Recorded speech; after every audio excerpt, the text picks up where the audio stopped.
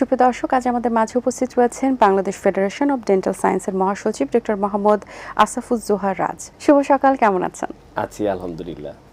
আচ্ছা, আমরা তো সকলেই জানি যে মানুষের অন্যতম একটা ফেসের যদি এক্সপ্রেশনে বলি, হাসিটা মানুষ সবার আগে দেখে, এবং তার থেকেও গুরুত্বপূর্ণ হচ্ছে দাঁত।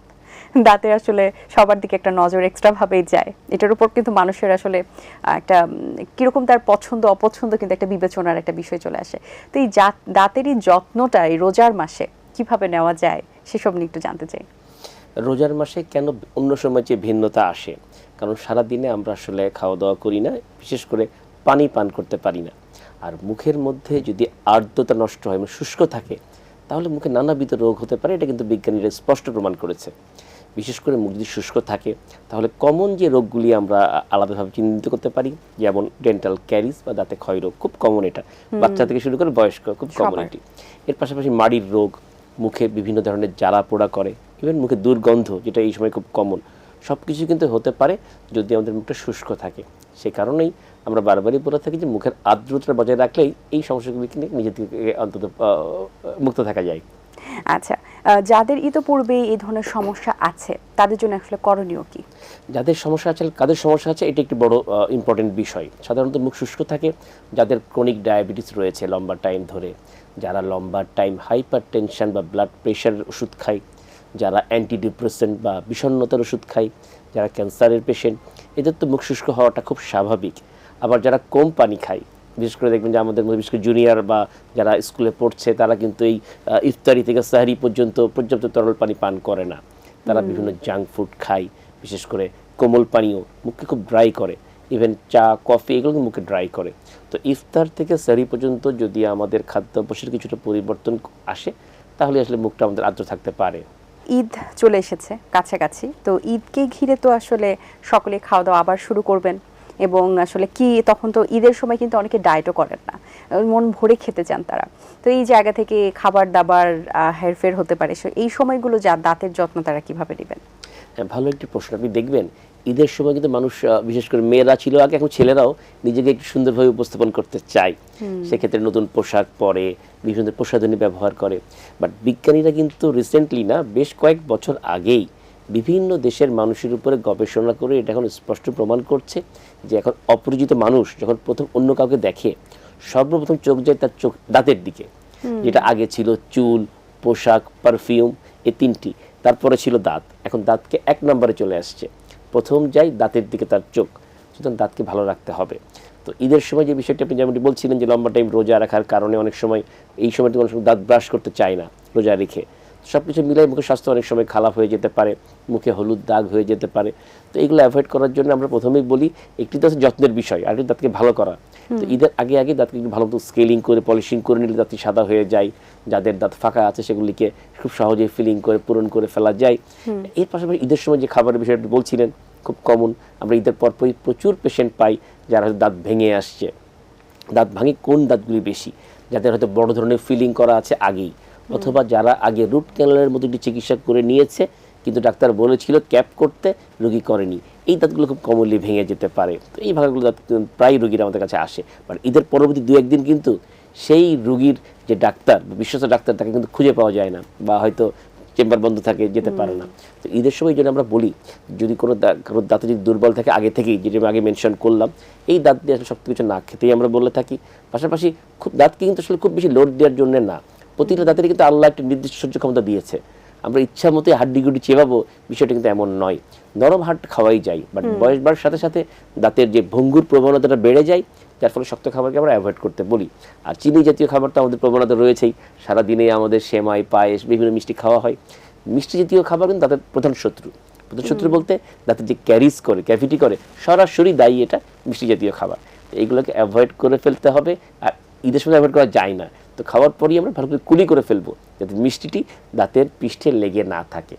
বাহ, এটা খুব ভালো একটা পরামর্শ আসলে। আরেকটি বিষয় থাকে যে আমরা ব্রাশ করার ওয়েটা জানি না, কিভাবে ব্রাশ করতে হবে এবং একটা ব্রাশ কতদিন পর্যন্ত ইউজ করা যাবে? এটা ভালো প্রশ্ন। আমরা কিন্তু সবসময় বলে থাকি যে আপনারা অন্তত দিনে দুবার ব্রাশ করেন। এখন মানুষ তা করছেও, আপনি দেখবেন গ্রাম পর্যায়েও মানুষ ব্রাশ করতে চাই, বাট নিয়মটি আসলে হয় না বলেই ব্রাশ করার পরেও নানা রোগ মুখের মধ্যে হতে থাকে। তো ব্রাশ করার একটি অনেক পদ্ধতি রয়েছে ব্রাশ করার। তো আমরা আইডিয়াল যেটা বলে থাকি সাধারণ মানুষের ক্ষেত্রে, সেটি হচ্ছে পিছনে যে মাড়ির দাঁতগুলি রয়েছে, মাড়ির দাঁত এবং মাড়ি যেখানে মিলিত হয়েছে সেই সংযোগস্থল থেকে আমরা বলি 45 ডিগ্রি অ্যাঙ্গেল করে, মানে ব্রাশটিকে ধরতে হবে দাঁত ও মাড়ির সংযোগ থেকে একটু বাঁকা করে ধরিয়ে একটু ভাইব্রেট করে ক্লক ওয়াইজ, মানে ঘড়ির কাঁটার মধ্যে ঘুরিয়ে ঘুরিয়ে যদি ব্রাশ করি, তাহলে দাঁত আর মাড়ির মাঝখানে যে খাবারটি থাকে যেটা বেশি ক্ষতি করে সেটি বেরিয়ে আসে। এভাবে লম্বালম্বি ঘষাঘষি করলে আসলে ওই জায়গাটা ঠিকমতো ক্লিন হয় না। আর সামনের দাঁতের ক্ষেত্রে এসে উপর থেকে নিচের দিকে উপরের দাঁত, নিচের দাঁত নিচ থেকে উপরের দিকে যদি ব্রাশ করি, তাহলে মাড়ি আর দাঁতের জাংশনের খাবারগুলি বেরিয়ে যাবে, দাঁতও পরিষ্কার হয়ে যাবে। আর আরেকটি বিষয় না বললেই নয়, আমরা যত ভালো করেই ব্রাশ করি না কেন, মুখের মধ্যে প্রায় 15 থেকে 25% অংশ কিন্তু ব্রাশ পৌঁছায় না। সেটি হচ্ছে দুই দাঁতের মধ্যবর্তী স্থান, ফাঁকা ফাঁকাগুলা, ওখানে ব্রাশ যত ভালো করে করেন কখনো পৌঁছানোর কথা না। ওই জায়গাটিকে পরিষ্কার রাখার জন্যে আমরা সবসময় উৎসাহিত করি বাজারজাত ডেন্টাল ফ্লস অথবা ইন্টারডেন্টাল ব্রাশ, গ্রাম পর্যায়ে পাওয়া যায়, জোগাড় করে নিয়ম জেনে যাতে দাঁতের ফাঁকে খাবার ঢোকার প্রবণতা রয়েছে তারা টুথপিক বা কাঠির ব্যবহার না করে এটি ব্যবহার করলেই আসলে দাঁত মাড়ি দুইটাই ভালো থাকবে। আচ্ছা, ব্রাশ কতদিন পর্যন্ত ইউজ করা যেতে পারে? একটু ভালো প্রশ্ন করেছেন। ব্রাশ আসলে ডিপেন্ড করে কোন ব্র্যান্ডের ব্রাশ এটি। অনেক ব্র্যান্ড একটু লম্বা সময় থাকে, খারাপ ব্র্যান্ড কম সময় থাকে। বাট সহজে বুঝতে গেলে ব্রাশের যে ব্রিসেলগুলি বলি আমরা, শলাকা যেগুলো থাকে, কিন্তু বেন্ড হয়ে যায়, বাঁকা হয়ে যায়, তাহলে সেটা রিপ্লেস করে ফেলা ভালো।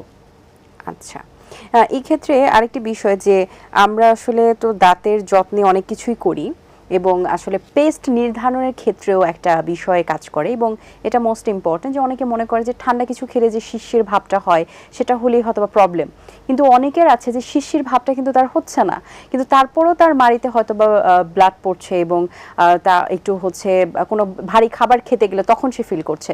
তো সে মনে করছে আমার তো ঠান্ডা খাবার খেলে কোনো প্রবলেম হয় না, তাহলে আমি কেন যাব বা কেন ডেন্টিস্টের কাছে যাব, ইটস মিন আমার কোনো প্রবলেম নেই। তো এই ক্ষেত্রে কি আসলে প্রবলেম নেই নাকি কি ব্যাপারটা কি?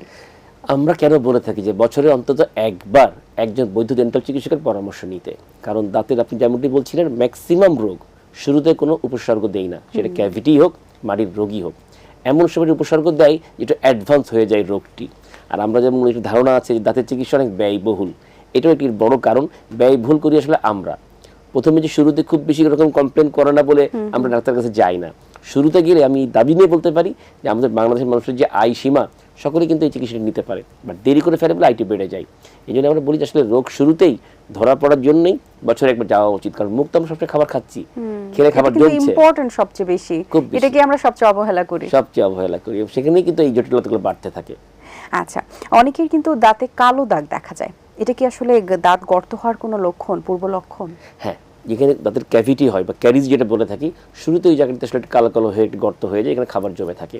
আর এর পাশাপাশি দাঁতের উপরের পৃষ্ঠে যে কালো কালো হয়ে যায় সেগুলো আসলে দুইটা কারণে হয়। একটি হচ্ছে আমাদের এক্সটার্নাল কারণ, মানে আমাদের কোনো খাবারের কারণে হতে পারে, দাঁত প্রপারলি যেটা আগে বলছিলাম ব্রাশ না করলে বিভিন্ন খাবার কণা জমে এই কালো কালো দাগ হতে পারে, এটা খুব কমনলি হয়। আর আরেকটি কিন্তু ইন্টারনাল কারণে হতে পারে, যেমন আঘাত পেয়েছে অনেক আগে দাঁতের, কেয়ার করেনি, আস্তে আস্তে দাঁতটি মরে যায়, রেডিশ বা লাল হয়ে যায়। কিছু ওষুধের পার্শ্ব প্রতিক্রিয়া থেকে ইন্টারনালি হতে পারে, কিছু সিস্টেমিক কারণে রোগের কারণে হতে পারে, যেমন যাদের ক্রনিক লিভারের রোগ রয়েছে, রক্তের কিছু রোগ রয়েছে, এই ধরনের রোগ কিন্তু অনেক সময় ইয়েলোইশ বা একটু ব্রাউনিশ হয়ে যেতে পারে। আচ্ছা, আরেকটি বিষয় যে অনেকে দেখি জেনেটিক্যালি দাঁত যদি তাদের জোড়া থাকে, আঁকাবাঁকা থাকে, তাহলে পরবর্তী প্রজন্মেরও আঁকাবাঁকা দাঁতই হয়। জেনেটিক্যালি কি দাঁত হলুদ যে লালচে ভাব হওয়ার যে একটা প্রবণতা, এটা কি জেনেটিক্যালিও হয়? এটা অনেক প্রমাণ আমরা পেয়েছি, আপনি দেখবেন খুব সহজ, এটাকে খুব কষ্ট করতে হয় না। আপনি দেখবেন যাদের স্কিন একটু ডার্ক, মানে যারা একটু কালো বর্ণের, তাদের দাঁত কিন্তু সাদা হয়। আপনি দেখেন আফ্রিকান যারা এমনি তাদের দাঁত অনেক সাদা হয়, চকচক করে। আর যারা তাদের চামড়ার কালার বা স্কিনের কালার হোয়াইট, যারা বেশি ফর্সা, তাদের ইয়েলোইশ হয়। এটার কারণ রয়েছে, এর মধ্যে অবশ্যই কিছু জেনেটিক ব্যাখ্যা তো রয়েছে এটার মধ্যে। এবং আমরা কিন্তু এখন রিসেন্টলি যদি অনলাইনে একটু খেয়াল করি, চুলের যত্নে, তারপর স্কিনের যত্নে যেরকম বিভিন্ন ধরনের প্রোডাক্ট রয়েছে, দাঁতের যত্নেও স্পেশালি একটা পেস্ট তারা সেল করছে এবং এই পেস্টটা হয়তো বা রেখে আধা ঘন্টা 15 মিনিট দিলে এটা একদম সাদা হয়ে যাবে, এরকম একটা অ্যাড তারা চালাচ্ছে। তো এইটা কতটুকু আসলে দাঁতের জন্য ভালো হবে আপনার কি মনে হয়? অবশ্য আপনিও দেখেছেন কিনা আমি জানি না। তো এটা শুধু তাই না, এটা তো একটা আছে, তার চেয়ে ভয়ঙ্কর দেখবেন আপনি রাস্তাঘাটেও বিক্রি হয় বিভিন্ন রকমের ছোট ছোট বোতলের মধ্যে কেমিক্যাল রেখে দাঁত সাদা করা, বিভিন্ন মলম, বিভিন্ন জিনিস বিক্রি করে। আসলে সবগুলো কিন্তু কেমিক্যাল, মানে রাসায়নিক দ্রব্য। এগুলি দাঁতের সংস্পর্শে আসলে দাঁতের যে এনামেল রয়েছে বা প্রতিরক্ষা আবরণ রয়েছে সেটা ক্ষতিগ্রস্ত হওয়ার খুব বেশি সম্ভাবনা থাকে। এই জন্য আমরা জোরালোভাবে বলি যাই ব্যবহার করেন না কেন চিকিৎসকের পরামর্শ নিতে হবে, কারণ এগুলো অনেক সেফ ওয়েও আছে, ডাক্তারের তত্ত্বাবধানে কিন্তু দাঁত সাদা করা যায়। তাহলে কেন এই ধরনের কোনো রকমের কোনো ডকুমেন্ট ছাড়া, কোনো ব্যাখ্যা ছাড়া এই ধরনের একটা কেমিক্যাল দাঁতের মধ্যে ব্যবহার করবেন যেখান থেকে দাঁতের এনামেল ক্ষয় হওয়ার সম্ভাবনা থাকে? আসলে এটা খানিক সময়ের জন্য হয়তো বা দাঁত সাদা হবে, কিন্তু পরবর্তীতে দাঁতের আসলে জিনিসগুলো ক্ষয় হতে থাকবে। আমরা প্রচুর রোগী পাই এগুলো ব্যবহার করে নিয়ে আমাদের কাছে আসছে, তখন আমাদের যেটা ক্ষয় হয়ে গেছে সেটাকে তাদের কালারের সাথে ম্যাচ করে বিল্ড আপ করে দিতে হয়। আসলে আচ্ছা, আমরা তো কথা বলছিলাম রোজার মাসে সবচেয়ে বেশি যেটা ফেস হচ্ছে মুখের দুর্গন্ধ, সেটা আপনি শুরুতেও বলছিলেন, কিন্তু তারপরে এটা মানে দূর করার জন্য কি করা যেতে পারে? খুব সহজ জিনিস, প্রথমেই মেনটেন করতে হবে মুখের আর্দ্রতা, যেটা বলছিলাম যে ইফতারি থেকে সাহরি পর্যন্ত পর্যাপ্ত তরল পান করতে হবে। এর পাশাপাশি সাহরির পর অবশ্যই দাঁত ব্রাশ করতে হবে, ডেন্টাল ফ্লস ব্যবহার করতে হবে। আচ্ছা, এক্ষেত্রে বাচ্চাদের জন্য কি বলবেন? কারণ বাচ্চারা কিন্তু, ছোট বাচ্চারা যখন ব্রাশ করা শুরু করে, অনেকে তো এক্সাইটমেন্টে করতে চায়, আবার অনেকে করতে চায় না। তো এই ক্ষেত্রে বাচ্চাদের জন্য কোন পেস্ট বা কোনো স্পেশাল ব্রাশ আপনি সাজেস্ট করবেন কিনা, বা যে ধরনের ইউজ করা দরকার? হ্যাঁ, এখনো পর্যন্ত কিন্তু এটা স্পষ্ট যে অনেক ফ্যামিলি কিন্তু বাচ্চাদের দাঁতের গুরুত্ব বুঝে না, কারণ চিন্তা করে যে কিছুদিন পর তো পড়েই যাবে। বাট বাচ্চাদের দুধ দাঁত যে কত ইম্পর্টেন্ট দুইটা ক্ষেত্রেই, বাচ্চাদের শারীরিক গ্রোথ, ইভেন মেন্টাল মানসিক গ্রোথ, দুইটা গ্রোথের জন্যই কিন্তু দাঁতের ভূমিকা প্রত্যক্ষ রয়েছে। দাঁতকে যত্ন করতে হবে। আপনি যেমনটি বলছিলেন, বাচ্চাদের বিশেষ ধরনের টুথপেস্ট, টুথব্রাশ পাওয়া যায়। একান্তে কিছু না পাওয়া গেলে একদম ছোট বাচ্চাদেরকে নর্মাল সুতি কাপড় একটু গরম পানিতে ভিজিয়ে আঙ্গুলে পেঁচিয়ে যদি দাঁতগুলি পরিষ্কার করে দেওয়া যায়, তাও কিন্তু অনেক কাজ করে। আর যারা রাতের মধ্যে ঘুমের মধ্যে দুধ খায় যে বাচ্চারা, একটু অ্যাভয়েড করতে হবে, কারণ ঘুমন্ত অবস্থায় যদি কোনো চিনি দাঁতের সংস্পর্শে আসে, সেটা অনেক তাড়াতাড়ি দাঁতকে ক্ষতিগ্রস্ত করতে পারে। আচ্ছা, এক্ষেত্রে আরেকটি বিষয় যেটা আমরা প্রত্যেকেই যদি আসলে ডেন্টাল সাইটে যারা আছেন তাদেরকে আমরা প্রশ্ন করে থাকি, আক্কেল দাঁত নিয়ে। আক্কেল দাঁত উঠলেই শুধু আক্কেল হয় এরকম সবাই বলে থাকে। তো এই যে আক্কেল দাঁতের একটা প্রবলেম হচ্ছে যে উঠলে তো এটার আসলে আমরা মেডিসিন খেয়ে হয়তো ব্যথাটা উপশম করতে চাই, এবং খুব প্রয়োজন হলে এটা আসলে যখন এক্সট্রিম হয়ে যায় তখনই কিন্তু মানুষ শুধু ডেন্টালদের কাছে যেয়ে থাকেন এবং ডেন্টিস্টদের কাছে যান। তো এই ক্ষেত্রে কিছু আক্কেল দাঁত আছে যে কিছুদিন উঠে, 1-2 দিন উঠে ব্যথা করে, তারপর আবার অফ হয়ে যায়। তো এই ক্ষেত্রে আবার দেখা যায় 6 মাস 1 বছর পর আবার সেম আক্কেল দাঁতটা বাড়ছে। সমাধানটা আসলে কি? আপনি দুইটা কথা বলেছেন, একটু হচ্ছে মেডিসিন খেয়ে সাময়িক কষ্ট লাঘবের চেষ্টা করে। স্পষ্ট জানতে হবে প্রত্যেকটি মেডিসিন, ইভেন আমরা যে ভিটামিন খাই, তার মধ্যে কোনো না কোনো সাইড এফেক্ট কিন্তু রয়েছে। তো বিশেষ করে আমরা ব্যথার নাশক ওষুধ এবং অ্যান্টিবায়োটিক যেটা দাঁতের ব্যথার জন্য খেয়ে থাকি না বুঝে, এটা যে শরীরে কত রকম ক্ষতি করতে পারে, যদি একটু এখন কেউ গুগলস করে নেয় বা একটু জানে, সে কিন্তু এটা সহজে খেতে চাবে না। কারণ ব্যথার নাশক ওষুধ সরাসরি আমাদের কিডনিতে ইফেক্ট পড়ে, গ্যাস্ট্রিক আলসার অনেক বেশি বাড়িয়ে দিতে পারে। পাশাপাশি অ্যান্টিবায়োটিক যে যেমন তেমন খেয়ে ফেলি, এটা তো কত খারাপ জিনিস। সারা বিশ্ব এটা উদ্বিগ্ন যে অ্যান্টিবায়োটিক রেসিস্ট্যান্স। আমাদের দেশে অনেক গবেষণা হয়েছে যে আইসিইউ থাকা রোগীদেরকে ম্যাক্সিমাম নর্মাল অ্যান্টিবায়োটিক এখন আর কাজ করছে না, শুধু একটা কারণেই, এই আমরা না জেনে শুনে ইচ্ছা মতো অ্যান্টিবায়োটিক খাচ্ছি। সুতরাং ডাক্তারের পরামর্শ ছাড়া কোনো ওষুধ খাওয়া একদমই উচিত নয়। আর যেটা বলছিলেন যে কয়দিন পর আবার উঠে যায়, 6 মাস 1 বছর পর আবার সে ব্যথাটা ফিল করা যায়, কারণ এইটা আমারও হয়েছিল একবার, যে হয়েছে পরে আমি হয়তোবা 2-3 দিন পর ব্যথা চলে গেছে, সেটা আবার 6 মাস 8 মাস পর আবার সে ব্যথাটা চলে এসেছে। এইটা একটা প্রবলেম। হ্যাঁ, আক্কেল দাঁত যখন উঠে একবারে তো আসলে পুরোপুরি ওঠা খুব কম ভাগ্যবান লোকদেরই, তারা বাঁকা হয়ে ওঠে, হয় সামনের দাঁতের দিকে অথবা চোয়ালের দিকে, তো জিবার দিকে। ওঠার সময় তার আশেপাশে যে মাইটা থাকে, মাইটা লুজ হয়ে থাকে, খাবার ঢুকে কিছুদিন পর ইনফেকশন করে। আমরা বলে থাকি পেরিকরোনাইটিস এই রোগটাকে। তো এই রোগটা হয়ে গেলে যখন খাবার বের হয়ে যায়, সাময়িক একটু আরাম পাওয়া যায়, ভালো করে ব্রাশ করলে বা আপনি যেমন বলছিলেন একটু অ্যান্টিবায়োটিক খেলে ভালো থাকে।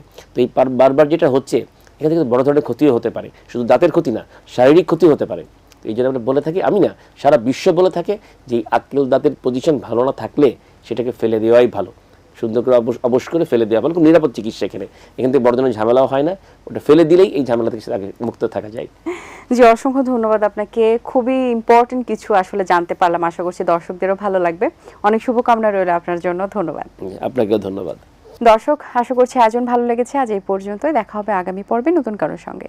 সেই পর্যন্ত ভালো থাকবেন, সুস্থ থাকবেন, এটিএন বাংলার সাথেই থাকবেন। আল্লাহ হাফিজ। দিন আসে দিন যায়, সময়টা চলে যায়, তবু আছি এই বেশে ভালো।